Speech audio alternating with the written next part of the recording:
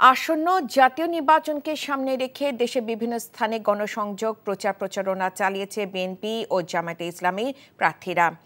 এছাড়া কয়েকটি জেলায় দলের ৩১ দফা বাস্তবায়ন ও নারী অধিকার রক্ষার লক্ষ্যে বিএনপির উদ্যোগে জনসভা অনুষ্ঠিত হয়েছে। প্রতিনিধিদের পাঠানো তথ্য ও ছবিতে ডেস্ক রিপোর্ট।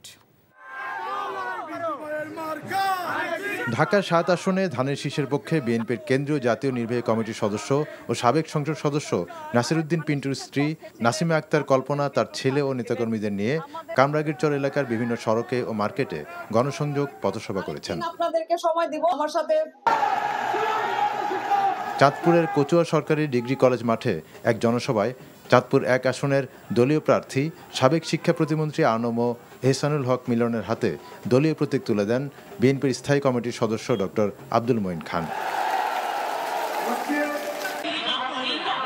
সমাজে নারী ও শিশুদের অগ্রাধিকার প্রতিষ্ঠায় বগুড়ায় নারী ও শিশুদের নিয়ে নির্বাচনী সমাবেশ করেছে বিএনপি।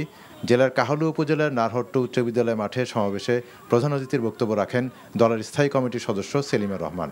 এছাড়া উপস্থিত ছিলেন ঢাকা জেলা বিএনপির সাধারণ সম্পাদক নিপুণ রায় ও বগুড়া ৪ আসনে বিএনপির প্রার্থী মোহাম্মদ মোশাররফ হোসেন।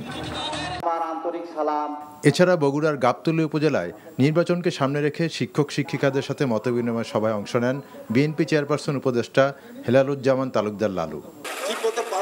লক্ষ্মীপুর ৩ আসনে ধানের শীষের প্রার্থী ও জেলা বিএনপির আহ্বায়ক শহীদ উদ্দিন চৌধুরী আনি সদর উপজেলার উত্তর জয়পুর কেডি সরকারি প্রাথমিক বিদ্যালয় মাঠে নারী ভোটারদের নিয়ে উঠান বৈঠক করেন।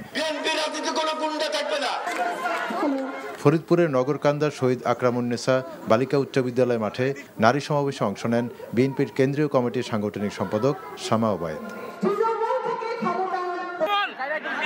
ব্রাহ্মণবাড়িয়ার সরাইল উপজেলার পানিশ্বর ইউনিয়নের বেড়তলা মাঠে বিএনপির ৩১ দফা বাস্তবায়নের লক্ষ্যে আয়োজিত জনসভায় অংশ নেন বিএনপির সহ আন্তর্জাতিক বিষয়ক সম্পাদক ব্যারিস্টার রুমিন ফারহানা।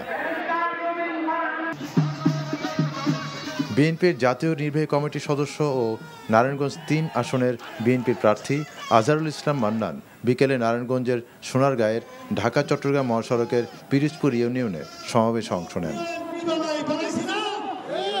কুষ্টিয়ার ২ মিরপুর ভেড়ামারা আসনের জামায়াত মনোনীত প্রার্থী মোহাম্মদ আব্দুল গফুর নির্বাচনী সভা করেছেন। অন্যদিকে শত শত মোটরসাইকেল নিয়ে শোভাযাত্রার মাধ্যমে নির্বাচনী শোডাউন করেছেন মাগুরা ২ আসনের জামায়াত ইসলামের মনোনীত প্রার্থী এমবি বাকের। আহমেদ শরীফ, এনটিভি নিউজ ডেস্ক।